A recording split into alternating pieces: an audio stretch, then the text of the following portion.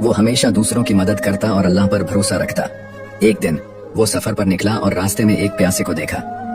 उसके पास बस एक ही पानी का मशकीजा था, मगर उसने रहम खाकर वो सारा पानी इस शख्स को दे दिया।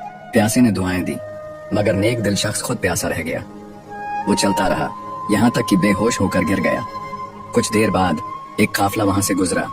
काफिले वालों ने उसे उठाया, पानी पिलाया और अपने साथ ले गए। जब वो काफिले के साथ एक शहर पहुंचा तो मालूम हुआ कि वहां के बादशाह को एक काबिल एतमाद मुशीर की तलाश है।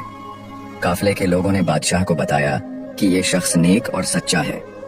बादशाह ने उसे आजमाया और फिर अपना वजीर बना लिया।